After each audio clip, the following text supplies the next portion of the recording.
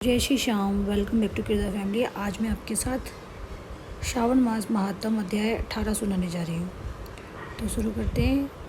ओम नमः शिवाय, श्री गणेशाय नमः, जय गुरुदेवाय नमः, ओम नमो भगवते वासुदेवाय। तो कथा इस प्रकार है।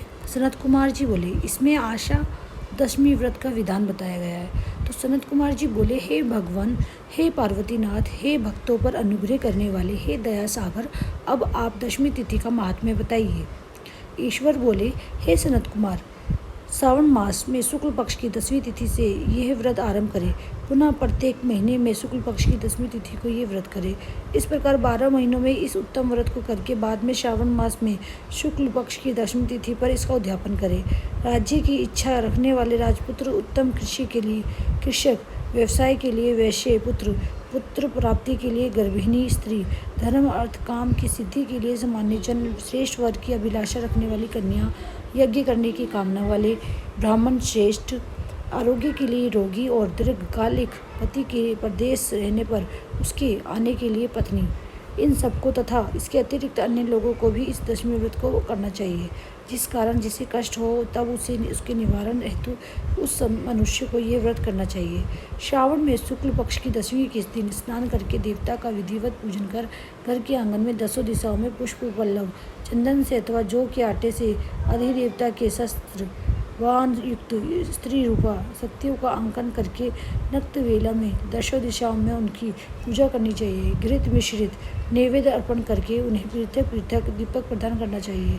उस समय जो फल उपलब्ध हो वह भी चढ़ाना चाहिए।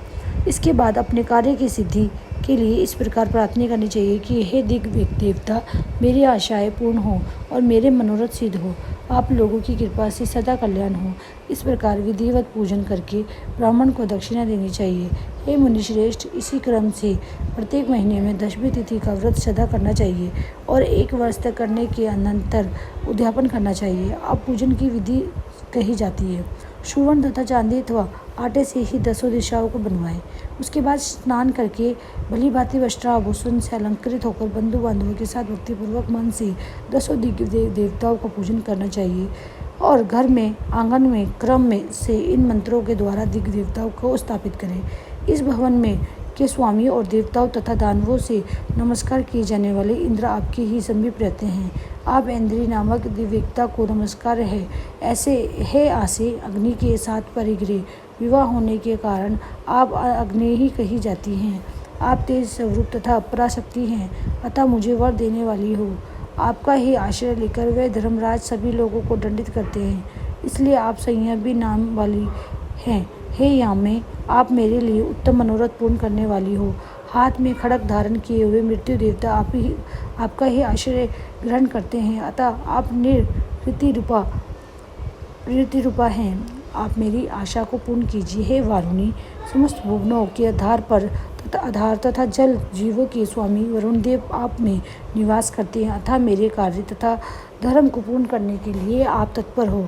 आप जगत के आदि स्वरूप वायुदेव के साथ अधिष्ठ हैं, इसलिए आप वायव्य हैं। हे वायव्य, आप मेरे घर में नित्य शांति प्रदान करें। आप धन के स्वामी कुबेर के साथ अधिष्ठित हैं, अतः आप इस लोक में उत्तरा नाम से विख्यात हैं। हमें शीघ्र ही मनोरथ प्रदान करके आप निरुत्तर हो। हे ईशानी, आप जगत के स्वामी शंभु के साथ सुशोभित होती हैं। हे शुभे, हे देवी, मेरी अभिलाषाओं को पूर्ण कीजिए। आपको नमस्कार है, आपको मेरा बारंबार नमस्कार है। आप समस्त लोगों के ऊपर अधिष्ठ हैं, सदा कल्याण करने वाली और सनक आदि मुनियों से घिरी रहती हैं। आप सदा मेरी रक्षा करें। सभी नक्षत्र ग्रह तारागण तथा जो नक्षत्र माताएं हैं और जो भूत प्रेत तथा विघ्न करने वाले विनायक हैं, उनकी मैंने भक्तियुक्त मन से भक्तिपूर्वक पूजा की है। वे सब मेरे अभिष्ट की सिद्धि के लिए सदा तत्पर हों।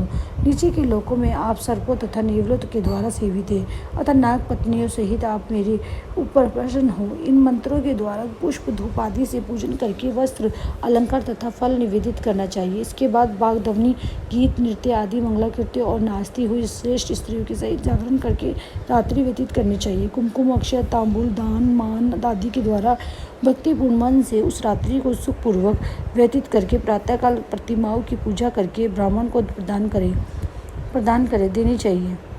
और इस विधि से व्रत को करके क्षमा प्रार्थना तथा प्रणाम करके मित्रों तथा प्रिय बंधुजनों को साथ लेकर भोजन करना चाहिए। हे तात, जो मनुष्य इस विधि से आदरपूर्वक 10वीं का व्रत करता है वह सभी मनोवांछित फल प्राप्त करता है। विशेष रूप से स्त्रियों को इस सनातन व्रत को करना चाहिए, क्योंकि मनुष्य जाति में स्त्रियां अधिक श्रद्धा कामना परायण होती हैं। हे मुनिश्रेष्ठ, धन प्रदान करने वाले, यश देने वाले, आयु बढ़ाने वाले तथा सभी कामनाओं का फल प्रदान करने वाले इस व्रत को मैंने आपसे कह दिया है। तीनों लोक में कोई अन्य कोई भी व्रत को कर इसके समान नहीं है। हे ब्रह्मपुत्रों में श्रेष्ठ, वांछित फल की कामना करने वाले जो मनुष्य 10वीं तिथि को 10 दिशाओं की सदा पूजा करते हैं, उनके हृदय में स्थित सभी बड़ी बड़ी कामनाओं का वे दिशाएं बलीभूत कर देती हैं। इसमें अधिक कहने से क्या प्रयोजन।